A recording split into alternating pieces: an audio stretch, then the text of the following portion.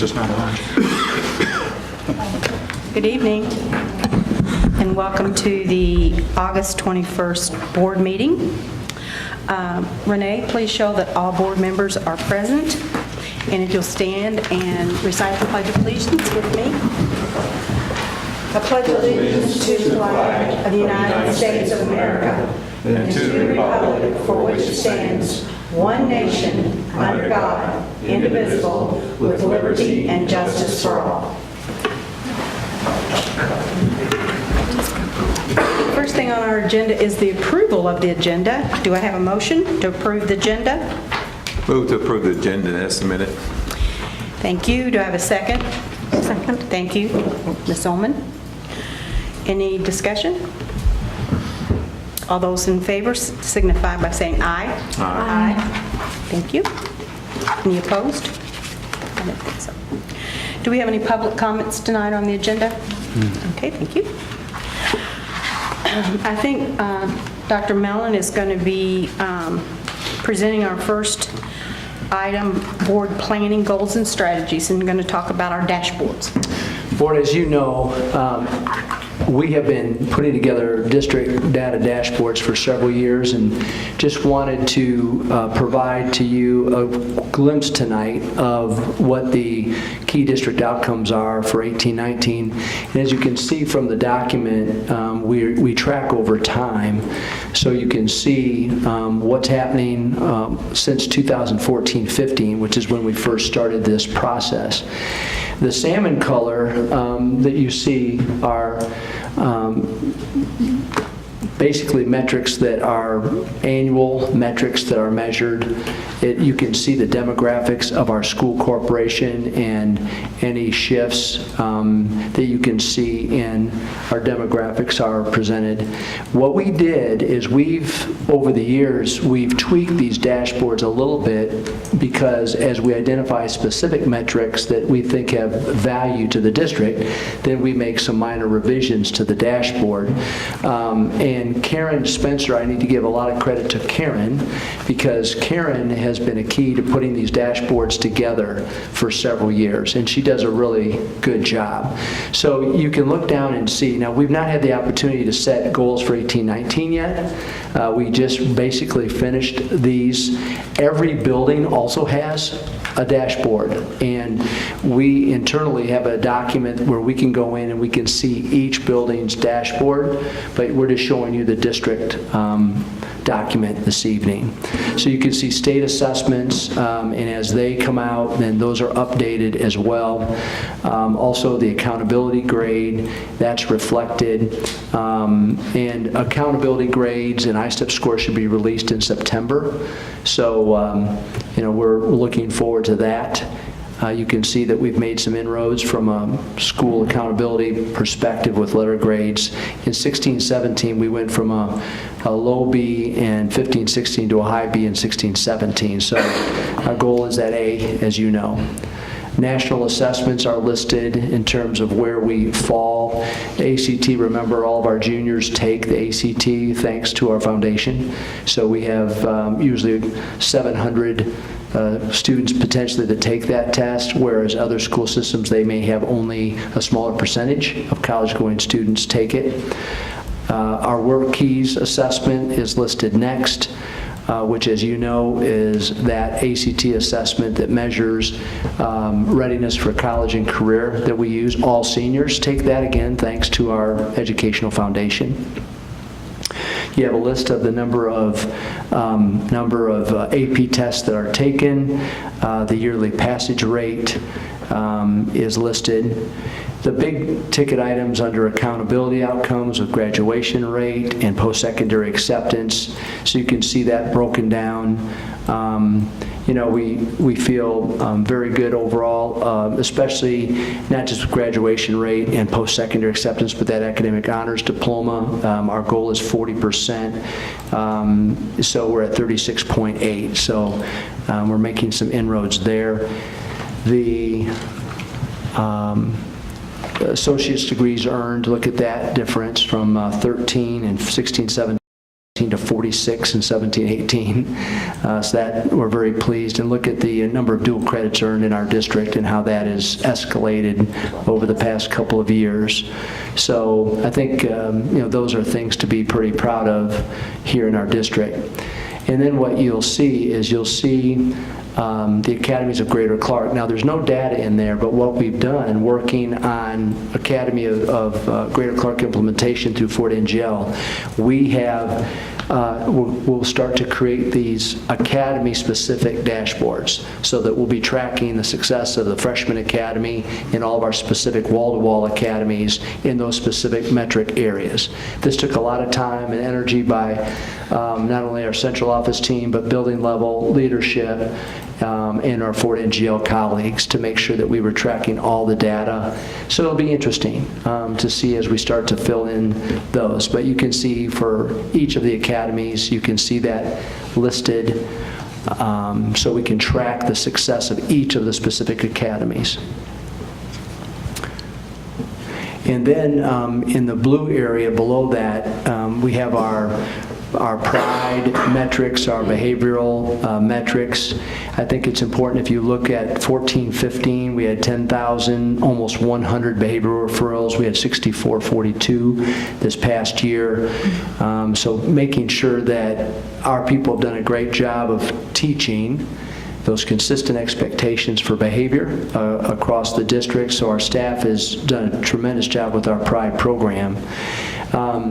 The student attendance, I think that 17-18 really should be 94.4%. That's not been updated, but still it's concerning. And I'll talk more about attendance here in just a little bit. And then we have formative assessment data that is provided in our STAR scores. Those are assessments that are given across our district on a consistent basis.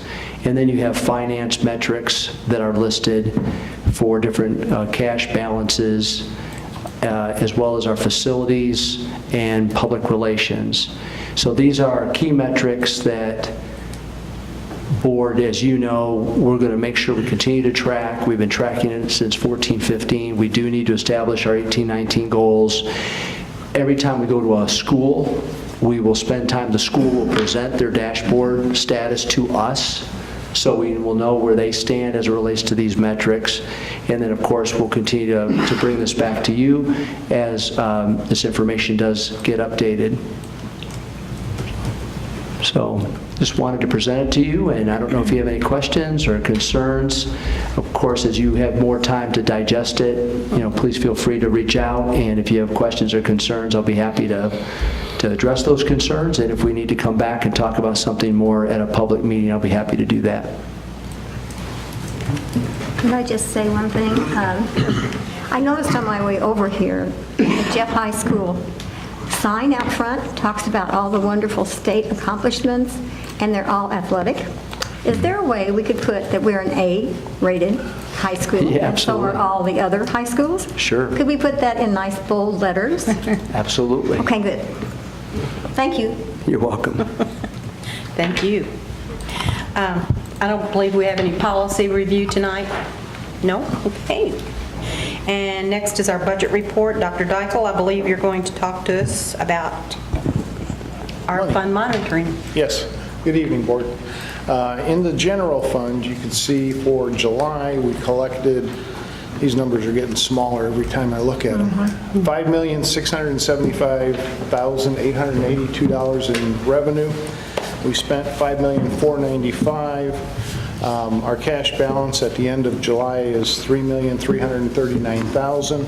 What I like is when you look at the cumulative percentage down at the bottom, it says we have spent 57.8% of our budget, which is great, because if you look at dividing 100% by 12 months, you get 8.3% per month on average, but we have 2 months that have 3 pays, so that kind of skews it a little bit. But if we were right on track to spend our whole budget, we'd be at 58.1, we're at 57.8, so we're 4/10 under. Last month, we were 1/10 under. So I hope to see that growing as we go along. Debt service fund, You can see we had one small revenue for $28,000. We had a couple bonds that we had to pay that were due in July for $355,000. Our cash balance at the end of July was $1,060,000. The pension debt, no income, no expenditures. Cash balance right now is $550,000 in the red. Capital Projects Fund, we had local option income tax for $62,299, which is what we normally get every month. We spent $1,020,000 during the course of the month, leaving a cash balance of $2.3 million. And Transportation Operating Fund for July, we had small revenue of $8,195, spent $723,000 with an ending cash balance of $1,585,000. Bus Replacement Fund, no revenue, we spent $52,000. So we're at a cash balance of $665,000.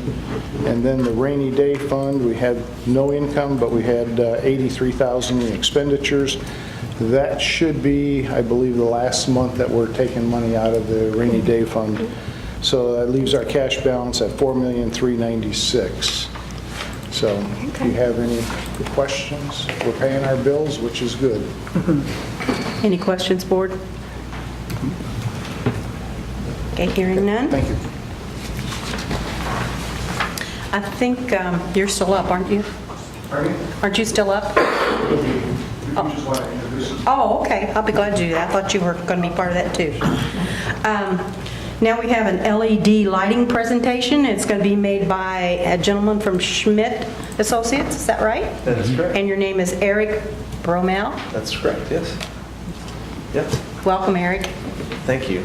Well, thanks for allowing us to be of service to you. My name is Eric Bramel. I'm the engineering director at Schmidt Associates. We're an architecture and engineering firm headquartered out of Indianapolis. With me tonight is Jim Heinzelman. He's the electrical engineer who's doing this work, so he's my technical backup. If you ask a question about certain spaces in the buildings, because we know that's all really important to you, that this is done right, and there's a lot of details.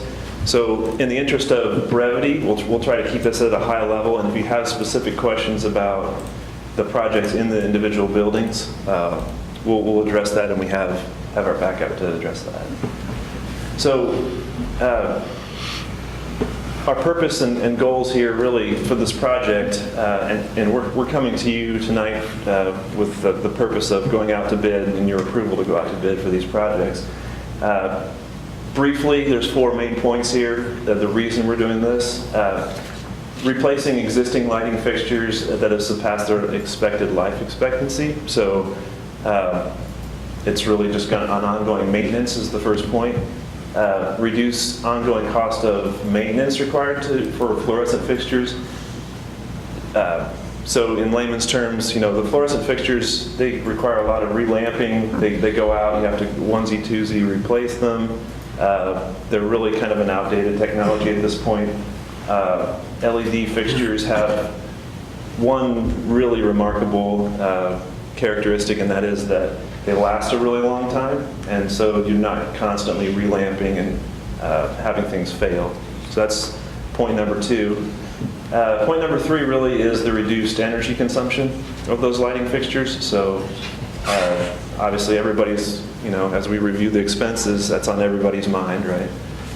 And then last but certainly not least, it's probably the most important point, is improving the learning environment. So we're going to show you a few of these widgets and what they look like, but in general, at all these schools, what's going to happen is essentially we're doing a one-for-one lighting replacement in the ceiling with a new fixture that is LED and brand new, and then the key feature really for the learning environment is that they're dimmable, right? So it's not all or nothing in the classrooms, and there's multiple circuits in the classroom. So at the front where there's audio-visual, and where the front of the classroom is, where the teacher is presenting, that's one circuit, and then the rest of the room is another circuit. So you can imagine if you needed to have full brightness so the kids can see at their desks, but you don't want glare on a screen, or you want to kind of lighten that at the front, that ability is there now. So that's a key feature. So just in general, this is kind of fluorescent versus LED basics, but an old fluorescent fixture typically has those tubes that you see above everybody's head and they're in the room. There's typically 4 of them in each one of those 2-foot by 4-foot fixtures, and the lamps are the source of maintenance that over time, and especially at the end of life, becomes a really a hassle. On the right is the inside of an LED fixture. That's not what, we'll show you what the real fixtures will look like, but that's kind of stripped away without the lens, and so the LEDs are really a strip. They're more of a point source of light. You've probably seen those in your home now, in headlights on cars. They're kind of everywhere now in lighting. Okay. And then we kind of wanted to show you a few pictures of what the widgets look like. So on the upper left is a ceiling-mounted occupancy sensor. So that's the other key piece of this is when somebody walks out of the room, there's up to a half an hour time delay, but the lights will turn off. And when in the early infancy of this industry, that was actually quite a nuisance because improperly installed ceiling sensors can be a nuisance and actually a detriment to the learning environment, because if they turn off in the middle of the class, that's the worst possible thing that can happen.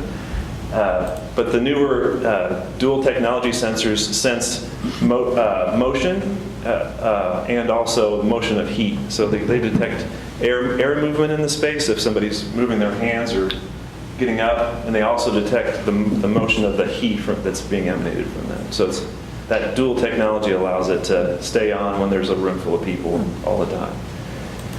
In smaller offices, and to control cost, because you really don't need to have that ceiling scenario in a classroom, in a small office, it's basically just as simple as replacing the light switch. So that's what that lower left image is. Above the ceiling, there's a power pack which does the work of turning the lights off and on. And then on the right really is kind of what the fixtures look like in the ceiling. So in classrooms, the upper one is just the typical prismatic lens. So you can imagine just a 2x4 lay-in, just like those, except it just has a solid plastic lens on it. That is really cost-effective, simple to install, kind of everybody makes them, so that you get great competition on the product itself. And then in the office areas, to get to up the level of quality and the look of it, we use what's called an indirect fixture. So it's basically the same fixture except with a kind of a basket, like a scoop in the middle, if you've seen those in up-to-date, modern, more modern buildings. So we wanted you to see, really what the widgets look like first. If you go ahead. And then we wanted to give you an idea of the scope, the schedule, and the cost of these projects too. So Jim is finishing up the final design. He's been down and surveyed all the buildings, spent overnight here several nights, and has gone through every single space, doing a thorough survey, and we had all the existing drawings as well. So we anticipate finishing up those drawings in the next week or so, and then there's a period of 3 to 4 weeks where you have to, obviously, you put out the public announcements for that public bid, and we anticipate in the fall of 2018 to complete the work, and then begin the work, and then next summer. So basically, every time there's a break in the school calendar, they'll be in there getting as much done as they possibly can. And Jeffersonville High School, I won't put Jim on the spot to give you individual, it's a very large building with a lot of complex different scenarios. When we were talking earlier this week, he mentioned that in the classrooms there's actually 3 different switches. There's the front of the room, there's the middle of the room, and then there's kind of those wall wash fixtures in the classroom. Each one of those will have a dimmer. In addition, at the high school, there's stage lighting involved, so that's an additional, more complex lighting scenario that if you want to ask questions about it, he can give you a lot of detail on it. But with a building at that size, this really is it's about a $4.5 million project. So Parkwood Elementary School we're doing everything inside. At Parkwood, the exterior lighting is all leased from the utility company, so unlike the high school, the exterior lighting is not part of the project, just because of how it's set up. And again, a similar schedule, and obviously the scale of the project is much smaller, so there's $250,000 estimated cost. And then lastly, Riverside. The reason Riverside's a little more expensive than Parkwood is because there's a substantial portion of the building that we're not working on because there's already been upgrades. So that's the fundamental difference between the two. So in summary, the total of the three is a little over a $5 million project. And before I go over the savings and I won't get too engineer speak on you there, but before you divide the savings into the cost and you say, well, why the heck are we doing this? I would caution you doing that because it's not the only reason you're doing it. It's just because of the energy savings. It's everything else, the hassle and the distraction of your maintenance staff, the learning environment advantages, those kind of things are all equally, if not more important. But there is a substantial savings, and at the bottom line there, we're talking about approximately 1/4 of the electric bill being eliminated doing this project across all three buildings on average, which is a little over $100,000 a year in annual savings.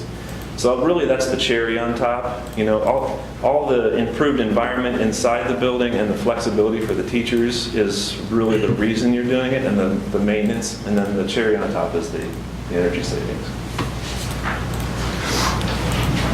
So that's the brief overview. Do you have any questions? Yes, but Sure. are we getting any help from Duke Energy? I do know that they have helped us. Yes, that's a great question. Whenever we do these projects, there's always a per fixture incentive from Duke that's kicked in on top of it. So it's not reflected in those costs, but it's typically handled through a process of they want to see all the invoices for all the fixtures. They want to know what you're putting in, and they give you it varies depending on the type of the fixture, but between $20 and $40 a fixture, something like that. Okay, And so it can be substantial. In the high school, that will be substantial, Yes. certainly. thank you. Great question. I have several questions. First off, refresh my memory, I think, Dr. Mellon. Now, how were these schools selected? Energy costs for each of these buildings have been particularly high. Okay. Now, the other thing is that you said something about one elementary school was higher In construction cost, yeah. And that's due to the scope, because there's a portion of the building. Could you speak to that, maybe? Yes. Oh, yeah. One portion of the building has a new addition on it. It already had LED lights in it, so we didn't touch that. Now, what school was that? Parkwood. Parkwood, okay. That's when it was $250,000 cost.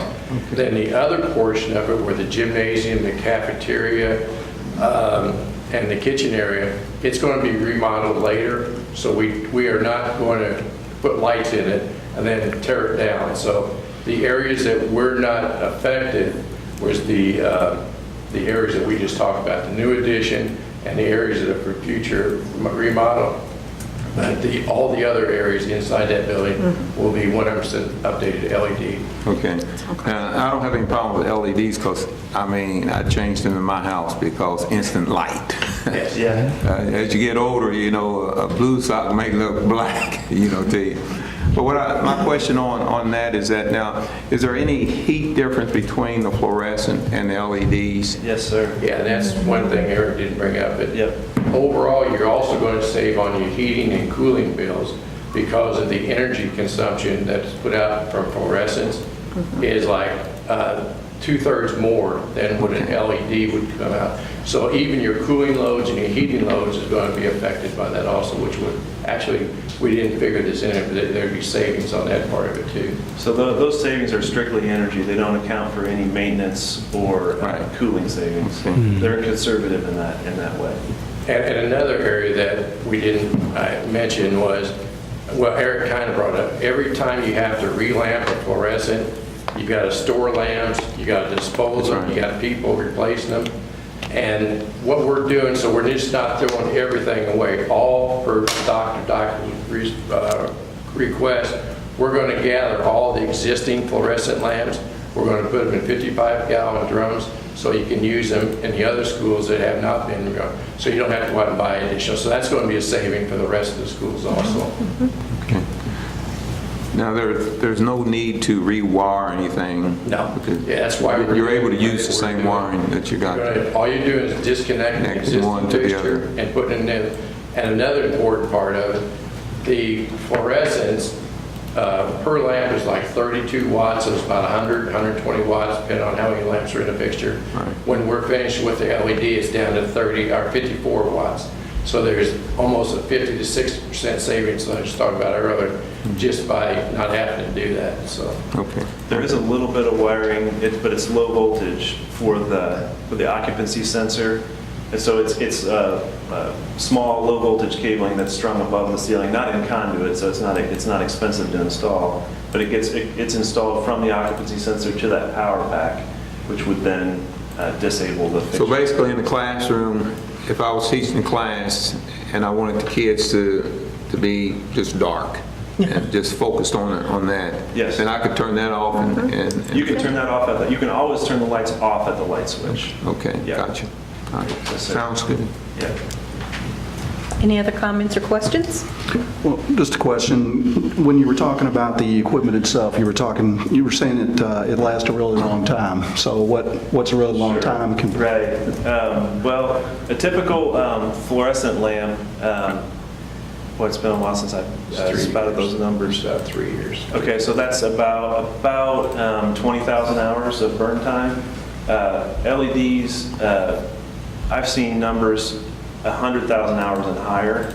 Now, the asterisk next to that is always, you can go beyond, they'll last beyond that, but there will be a degradation in light output. So that's accounted for. So one of the things, that goes back to the original design intent. So the original design intent was to minimize that power wiring, right? So you just want to replace one fixture with the other. The great thing about LED fixtures is you can get any kind of light output you want, right? So if we put in a fixture that will give us exactly the foot candle level that we want, but we're accounting for degradation, then we can extend beyond that 100,000 hours. And you've always got that slider, so if it is a little bit harsh, you can always take the edge off, right?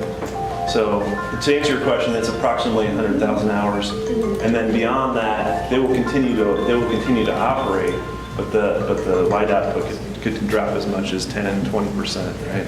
It would be very slow. Yeah. But to add on with what Mark is saying, now, we're replacing bulbs at this point. Yep. So now, I was looking at some over Rural King. Now, is there a strip that you place? I mean, they have like, the best way to say it, they have, not levels, but maybe they might have 5 strips. That's what I want, 5 strips. Yeah, they got, Can you- LEDs are in batches, so you Okay. have batches of light. Okay, so do you take a strip out? I mean, the person's got to do this. Do you take the whole fixture out, replace that, or do you take a strip out? How does that work? Well, and there's it brings up a whole subject of when if you're going to retrofit a fixture, which we typically don't recommend, we recommend a brand new fixture. Right. One of the reasons that LEDs act so different is that they're a point source, right? So a tube emanates light all in 360 degrees all the way around, and the fixture is built to bounce that light into the space. An LED is a point source. So a lot of times when you retrofit an old fixture and put in, you may have seen though they have LED bulbs that you can put in an existing fixture and they don't work really well. It's because the photometrics, meaning the light emanating from the lamp that actually gets to the space, don't work. in a new fixture, they're built to push that point source down. To answer your question, the repair, really there's strips of LEDs that can be removed and replaced, and there's a driver that takes the power from the light switch and then empowers that LED. So really there's strips of LEDs that can be replaced and repaired, and then there's a driver that can be replaced and repaired. A lot of times, especially now that the fixtures are so inexpensive, it's not even worth. It's like if your LCD TV went bad, you wouldn't take it to. There's no TV repair shop anymore, right? Just put a new one up there. So what you're saying? Yeah. What you're saying is that it's easier to just put a new fixture up. Absolutely. Okay. Yeah, I've noticed some of them are inexpensive. They are, yeah. But for all the hassle it is, the labor is so much more significant than the material cost. You're better off just putting a new one up there, margin on. If you've been at Parkwood Elementary and you've seen the new renovation and you see the lighting that emanates in the new renovation versus walking down the rest of the building, it's such a marked difference, absolutely. So part of it is just the quality of the lighting in those facilities. The other issue is that ongoing maintenance and energy savings. And the other issue is that we're still looking to address down the road is solar, and looking to implement a solar energy strategy in this district. And these are the three buildings that are the most applicable, I think, for that. So we're not ready to go yet. We still have more work to do, more study to make, but this LED is a big start in trying to save a lot of energy. Because how much do we spend, Dr. Dykle, roughly per year on energy? Between 2.2 and 2.6 million. So, I have one more question. Yes, Please, yeah. 100,000 hours, okay, let's say 5 years, 10 years down the road, we've got a lot of lights out. Right. Are we going to be able to buy the same fixtures, or are we going to have to take that room and to make it look the same, redo the whole room? They are very, I don't want to say, they're a commodity, right? A 2x4 fixture with an acrylic lens that produces X number of lumens at X color temperature is a commodity. You can buy it anywhere from 4 or 5 different manufacturers that manufacture hundreds of thousands of them a year. So the answer is that you could always replace it with something that would look and act the same. Yeah. Any other comments or questions? Thank you very much. Thank you. Thanks for When your you're talking time. about solar, you might talk with Clarksville Middle. They've had solar for quite a while, see what their percentage is, if it is working.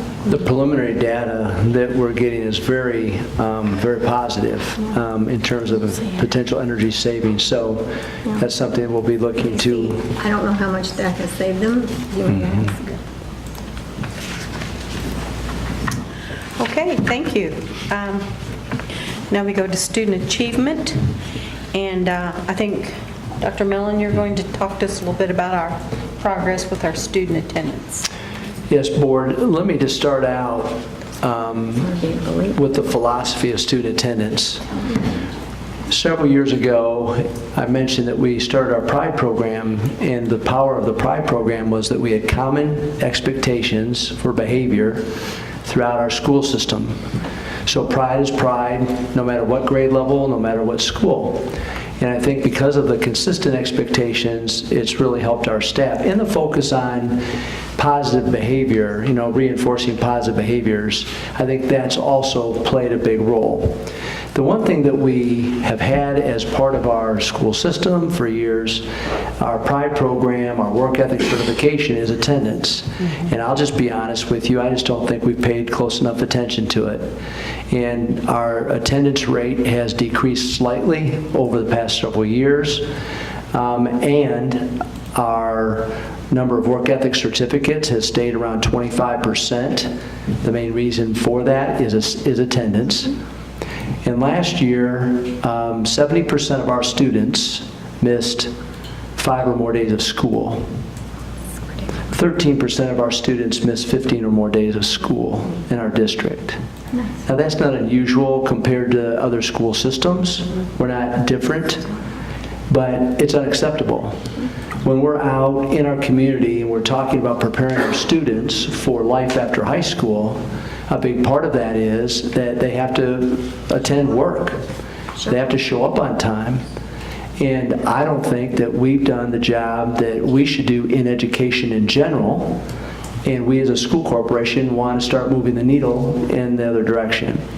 So last spring, we formed an attendance task force. We had about 20 to 25 people from different buildings, teachers, administrators, and we talked about what could we do to just make a difference this school year. This is not an end-all, be-all. We're going to have to keep the attendance task force in place, and we're going to have to visit regularly with that task force and to continue to look at other aspects of attendance. But we did decide to make some significant changes. One is we're no longer going to send letters to parents that just tell a parent that a student's missed a certain number of days. Those letters oftentimes are ripped up and thrown out. They've done nothing except take up time by our people at the building level, and it's not changed anything. The research clearly shows that the way to make a difference is direct contact between the school and parents. So one of the things that we've done in the protocols, and this is the document that we've shared with parents already, we also provided a cover letter that sort of explained the rationale for why we're even doing that. So I've sort of gone over the rationale with you already. But this document basically says that we're going to make a phone call to a parent when a student reaches 5 absences, and we don't care the reasons for the absence. It doesn't matter whether it's excused, unexcused. An absence is an absence when it comes to that phone call. What we also want to do is take a caring attitude with the parent, because we want to figure out what might be the issue going on at home relative to the student. Could the student be dealing with a health-related issue?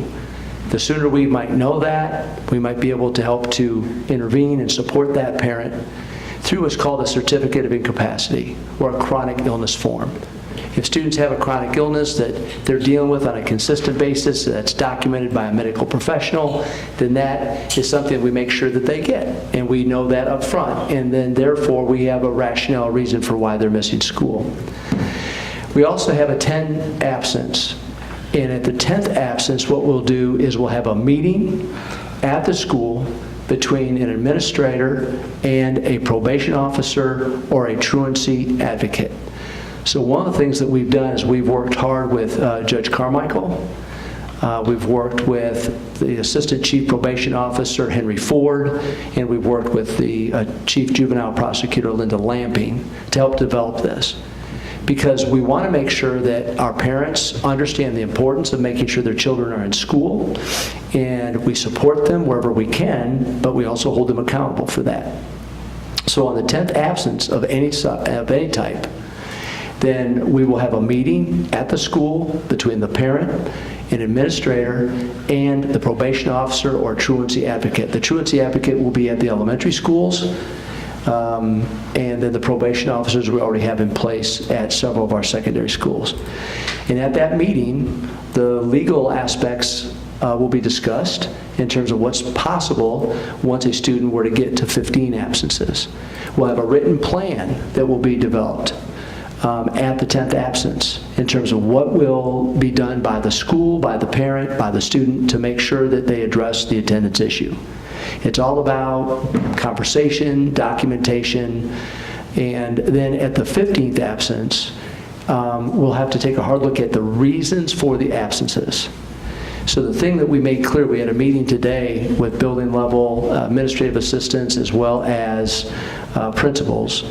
And the thing we made clear is this: if there's a documented reason for the absence, there's a surgery that occurred and we have a document that says that the student was out of school because of this surgery, that's a document that we would have. And so when it comes to the 15 days, we're looking at anything that's been documented by a medical professional in the event of an unfortunate passing in the family, where a family had to go out of town, a student had to leave town to pay respects to the family, etc.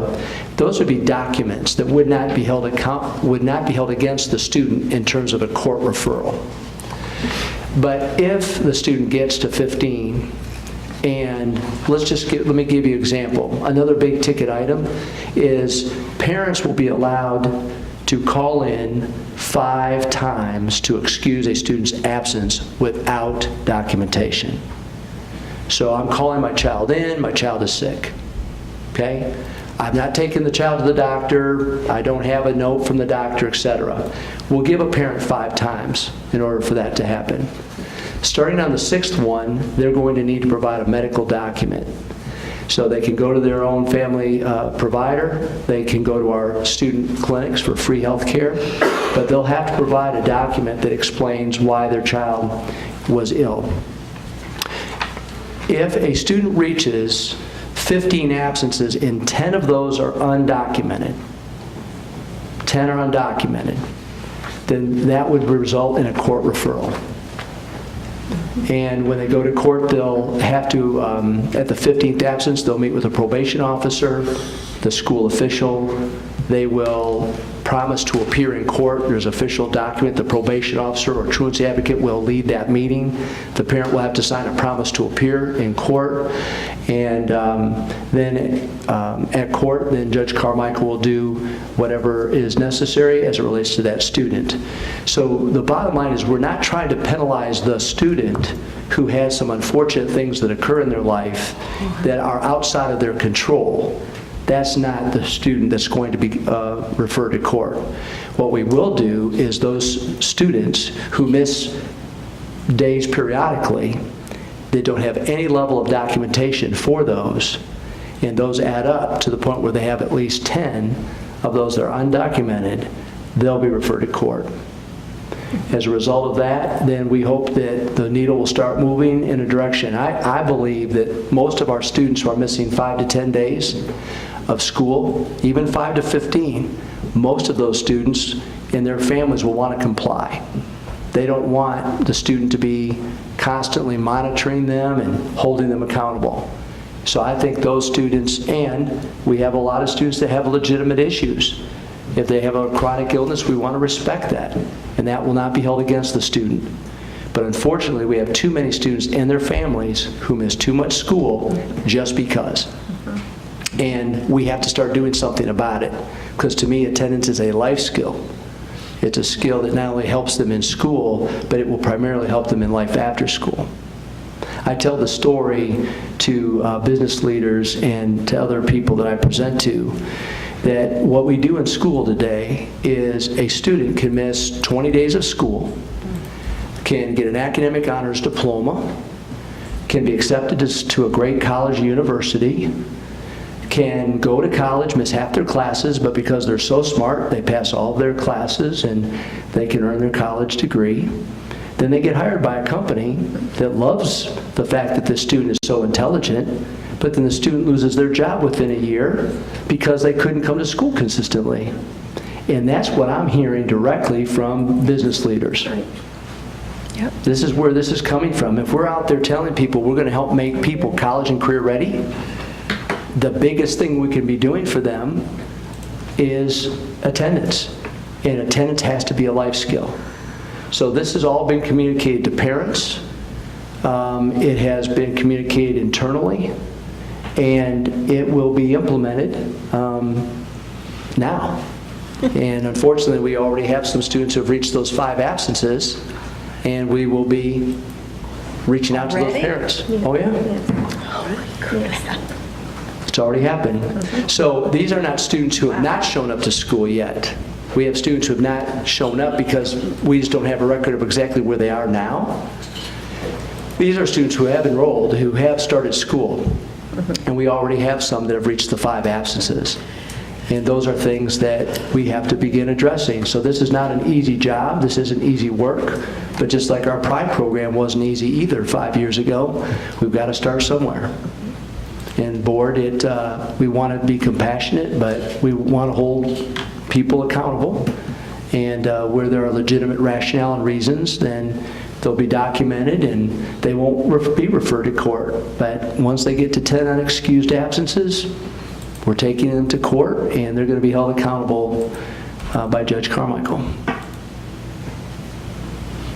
So I don't know if you have thoughts or questions or... Go ahead. Dr. Mellon, I have 2 questions, please. So notice in the attendance letter, it talks about phone call to parents, probation meeting with parents, parents referred to court system. At what point do we begin intervening with the student? Especially like at the high school level where they tend to be a little more responsible for their own transportation to school. Where do we start working with the student to find out what's around? At 5 absences, because what will happen during that phone call, let's say this happens. Let's say we have a student who just doesn't want to pay attention to their parent. They're a 15, 16-year-old or whatnot, and they're in charge of their household. And they're going to do what they want to do. And their parent is making efforts to try to get the student to school, but it's not happening. So at the 5th absence, when I'm talking to the parent, we're having a conversation. If that parent starts to talk a little bit about that being an issue, then perhaps we can start to intervene directly with that student before they even come close to 10 and start to make that student aware of the possible ramifications of their actions. I mean, one of the possibilities is that a student who is giving their parents difficulty, that student could spend time at the youth service center. And the youth service center will make sure they do get up and they do get to school. And so if the parent is struggling to that level to control their own child, which does happen, then between the schools and the courts, we will intervene. And that is a legitimate option until that student gets the clue that they're better off to get themselves up and get to school than they are to spend time at the youth service center. So those are the kinds of things. We have to take a hard stand, but we'll start no later than the 5th absence by having those conversations. Now, at the elementary, we all know that it's predominantly an adult issue. At the secondary, it is the adult's responsibility by law, compulsory attendance law, to make sure that they're in school, but we all know that we will have some challenging students. So we'll start to work as a team, just like we would on the behavior side in our PRIDE program. When we have kids with disciplinary issues, what do? We intervene. We have to do a better job of intervening with attendance issues. And that's something that has been overlooked in education around the state ever since I've been in education. And we're going to stop it. We're going to do something about it. Isn't there also a consequence with their driver's license? If you are an habitual truant, which is 10 unexcused absences, you can keep a student from getting their learner's permit. You can take a driver's license away all the way up until they're 18. You can keep them from getting a work permit. So if work and driving is important, and it is important to a lot of our kids, then come to school. All we're asking is for you to come to school. And if there are legitimate issues or reasons for you not, then we will work with those parents. Ultimately, those are the things that won't be held against the student. But those students who want, and parents who aren't going to provide the documentation provided, then they'll be held accountable. And I believe the overwhelming majority of people will address it. When you say documentation, just like, in this area, allergies are pretty bad, as we all know. So basically, the parent should be providing something initially with that. Because you know yourself, if you are having an allergy problem, the last place you want to be is sitting in a classroom. I mean, last place a teacher wants to be is teaching. Okay, so I think we need to emphasize that, is that should be the initial step so that you don't get into all of that, because that is a chronic thing in this area.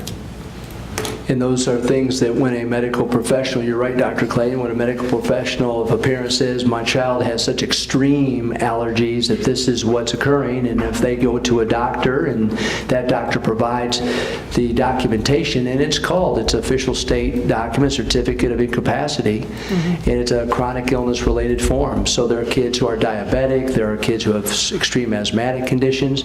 We don't want to we want to work with those families. Those students still need to get educated, but we don't want to, those are not the families we're going to end up taking to court. Families you're looking at, yeah.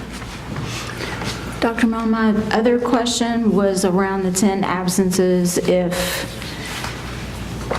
we establish a meeting, but, maybe a parent doesn't show for the meeting, what's the next step then to hold them accountable? What we have done is we've created letters for the 5th, 10th, and 15th when a parent does not respond to us, because we do believe that would be unfortunate, but we believe that's possible. So what would happen, using your situation, the 10th absence, they don't want to show up. They're not going to come to school. They're not going to meet with the probation officer. We send them a letter that makes them aware that they have until a certain time to respond to us, and if they don't, understand that depending upon their circumstances, if they have 10 undocumented absences, we could refer them to court at that point. So we will definitely do it at 15 if there are 10 undocumented absences, because that's what the law says. The law says we can take these students and their parents to court once they have 10 unexcused absences. So that's what we're going to do. We'll remind them in the letter. It would be to your best interest to reach out to us and talk to us and let us help you. But if you choose not to, you will be held accountable. And parents who maybe have a work issue, like they cannot take off work, they can't miss work, or a transportation issue, will we have some kind of, way to try to work with them? Sure, we'll be as flexible as we can be, a time of day, early morning, later afternoon. I mean, we'll do whatever it takes within reason. Sure. But I'll be honest, at some point in time, within reason, I mean, they have to come, they're the parent of the child, and they need to show up, and they may have to be somewhat inconvenienced. That's just sort of the reality. I've been in this business for 36 years, and I've dealt with these matters for a long time, and unfortunately, we have to have some real honest conversations with parents, and it is their job to make sure their children come to school. Thank you. Sad thing is, this is not a new issue. I remember Maxine Collier many years ago. The old lady used to go out to the homes, and she would even ask that they incarcerate them, and they put them in jail for a few days, and they said, what you want to do now? Tell them to come back to school. And you don't want them to go home and take a bath, and bring them on back. So it's not anything new, and something that we need to stay on top of. So what you're doing is really not anything new at all. It's just solidifying what has to be done. So. Any other comments? Yes, a couple questions. Have we looked at anything around occurrences? Because I know in the world of work, 5 days missed in a row is a whole lot different than 5 days spread out over 6 weeks, for instance. And so, is there any consideration of occurrences where they have just a 5-6 days straight in a row and then nothing else, versus 6 days over, every Friday for 6 months or 6 weeks? The direction that we've given to our people today was, once they get to 5, you make the phone call. So let's take your example of a student who missed 5 days because of a surgery. We're still going to make a phone call. We want to make the phone call because, for 2 reasons. Number one, we want to say that we understand your child has missed 5 days because of a surgery. We have that documentation, and how is he or she doing? I also want you to understand that, we hope that we continue to, the person gets healthy and so on and so forth, but remind them of the 10 absence issue. It's got to be more of a compassionate type of situation that we're addressing, is we have to be compassionate with it. But my worry is if we start to, well, I'm going to call this person but not call this person, then all of a sudden do you give too much latitude, then do you start to become inconsistent. So making the phone call, it's a matter of my conversation with the parent of the student who has missed 5 periodic days would be different than the student who has... Difference in conversation. It would be a different conversation. But we do want to build that relationship and show that concern. And the other question I had is 2017, 2018, we're at 93.3% attendance according to the dashboard. So do we know how many fall in each of those buckets, 5, 10, 15? And are you going to track that as improvement? You know, if we've got a large percentage sitting in 15, but you can move them, you know, to the left. You know, is that, to me, that I would think that would be an important metric. We have the data from last year, those students who missed 5 to 10, 10 to 15, 15 to 20, and over 20. So we do have that data, and so we use that as our baseline. So as we continue to run those reports, we'll see who are we able to move. So we have all of those numbers, and that was part of what our task force did. And that number on the dashboard was not corrected. It's 94.4, but still. 0.7, But bottom line, it's still a concern. But yeah, we plan on tracking the metrics by those specific buckets. And you'll give us updates? Absolutely. Okay, yeah, I'm happy to see that. All right, any other comments or questions? Our next item is our consent agenda. Would any board member like to remove any of those items? Okay, then I need a motion to accept the consent agenda as presented. I make a motion, we accept the consent agenda as recommended. Second. Thank you. We have a motion and a second. All those in favor signify by saying aye. Aye. Opposed? Thank you. And now we come to gifts to buildings. Ms. Zolman, would you tell us? Yes, we do. We have a large amount here. Our amount is $37,738.80, but we only have 4 people here. We have Charlestown Middle, Charlestown High, Jeff High, and Riverside. And the one I want to talk about is Jeff High. We have $32,251. Some of that has to do with the Marshall Center, and the Charlestown Middle has $4,700. So I make a motion to accept the gifts to buildings. Do I have a second? Second. Thank you. Any questions, comments? It's amazing that our community supports our schools. It's just amazing. All those in favor signify by saying aye. Aye. Opposed? Okay, thank you.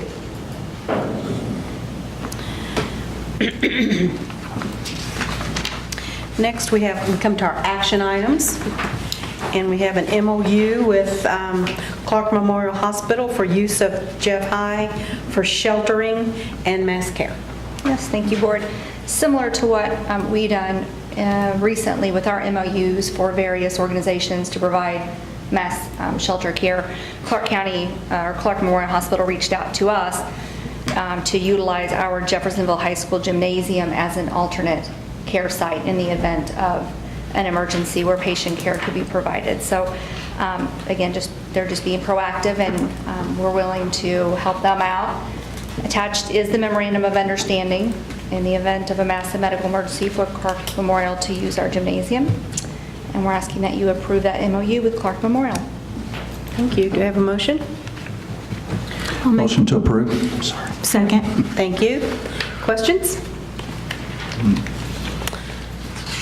All those in favor signify by saying aye. Aye. Opposed?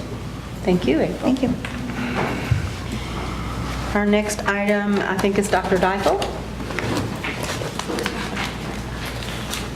UPSG Greater Clark County Schools Transportation Services Agreement. Yes. This is year 2 of our program with UPS School to Work program. Students in the program would attend morning classes at their home school and work at UPS as a package handler from approximately 11 to 3 p.m. and take a JCTC course twice a week in the UPS Training and Education Center located on their property. This program gives high school seniors an opportunity to gain valuable work experience and earn college credits. UPS will be providing $12,000, which is equal to about 50% of the transportation costs, and then our transportation department will pick up the other 50%. So Mrs. Geltmaker, our general counsel, has reviewed the contract, and we're asking permission to approve year 2. Thank you, Dr. Dykle. Do I have a motion?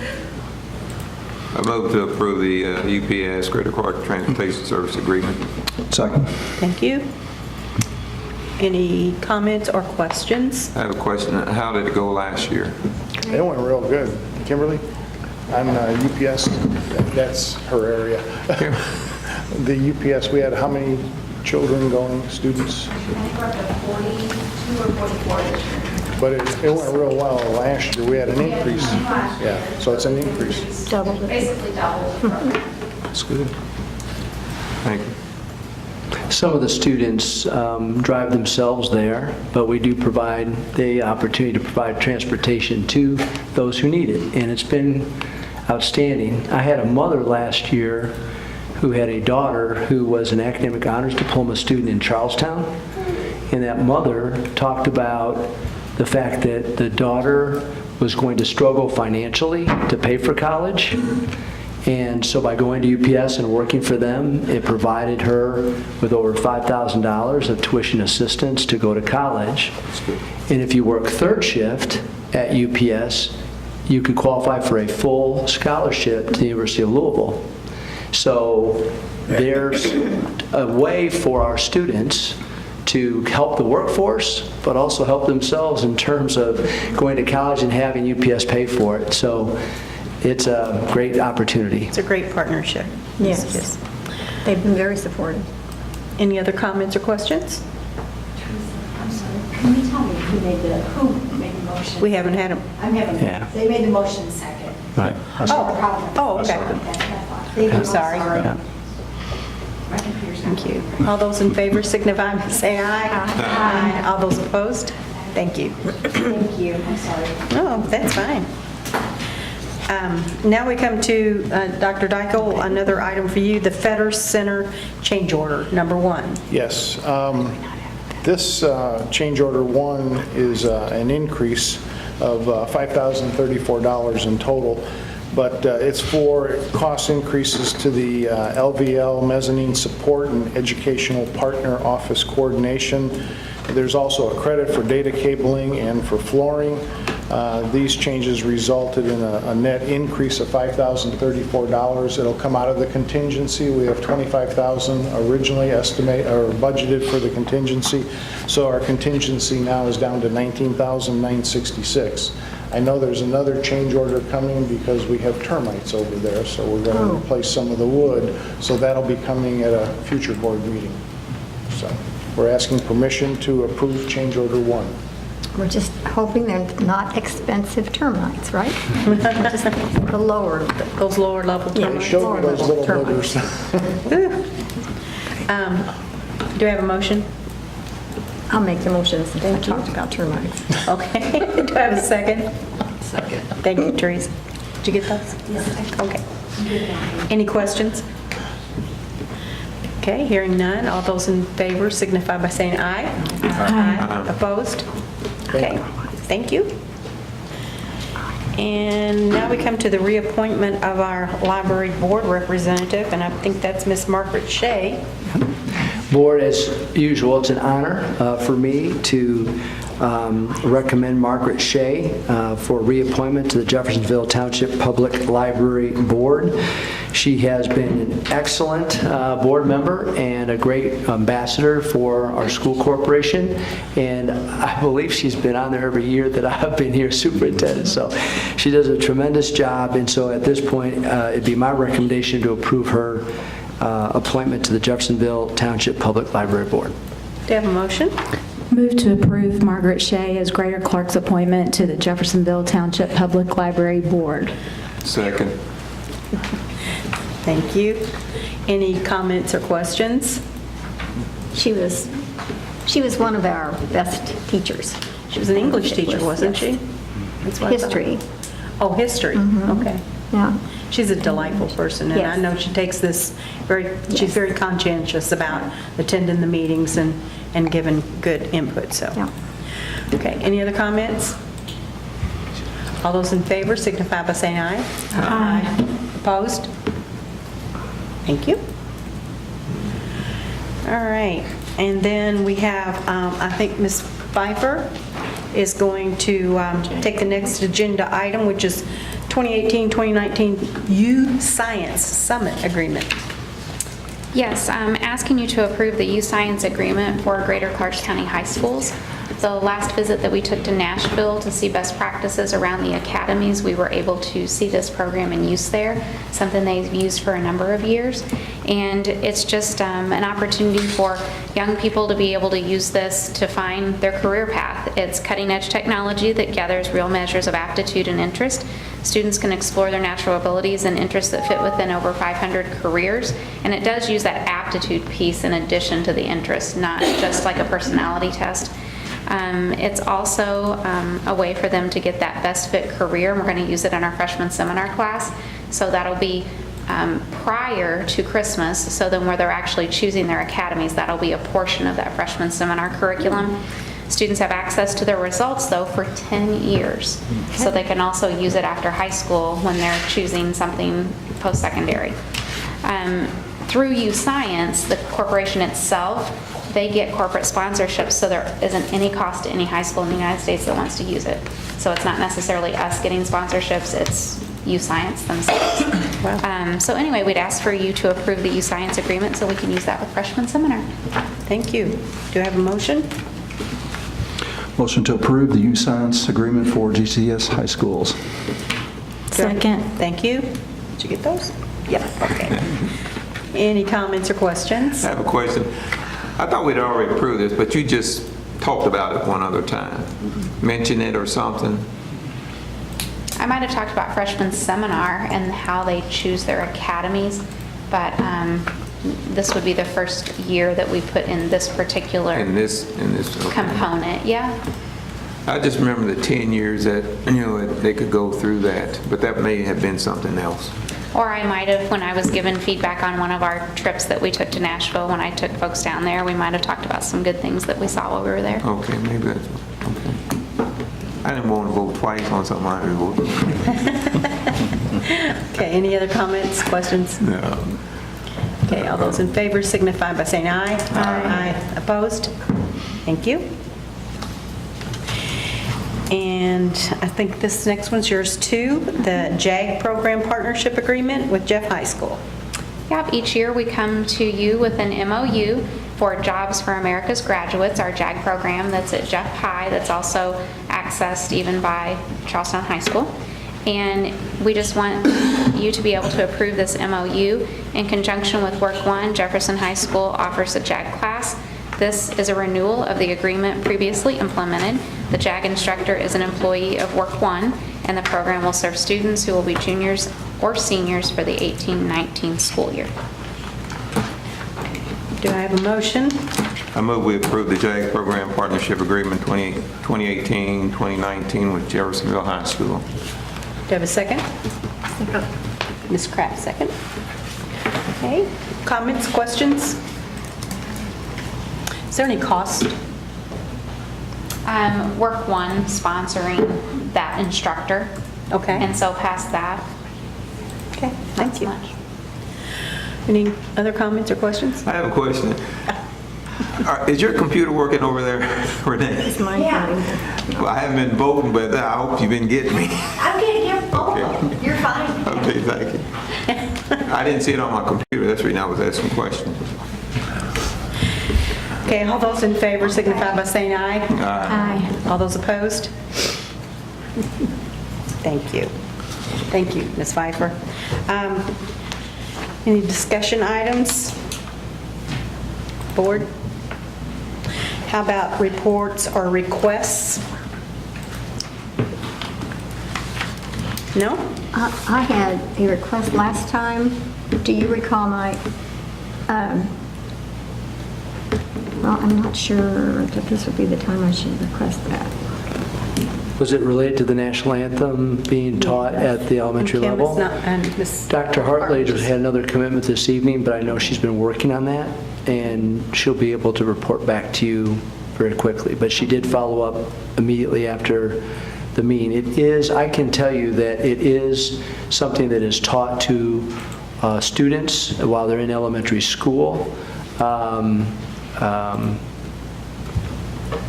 So whether Well, we had a, whether they're required to learn it or not is another well, that's issue. like anything else you teach. That's right.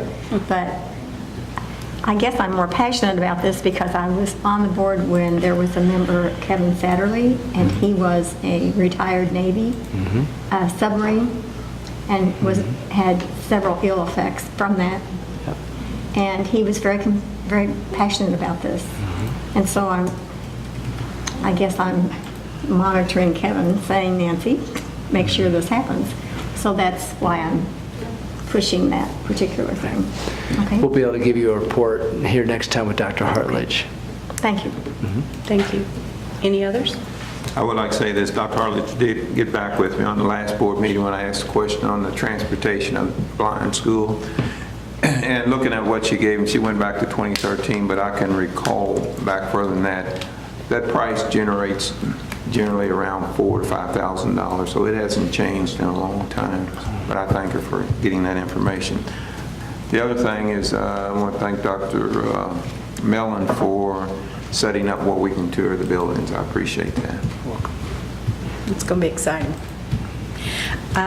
Do we have any public comments on non-agenda? Okay. Any board comments? Okay. Dr. Mellon, do you have any comments? Not tonight. Then I will entertain a motion for adjournment. So moved. Second? Second. Thank you. All in favor, signify by saying aye. Aye. Aye. Thank you.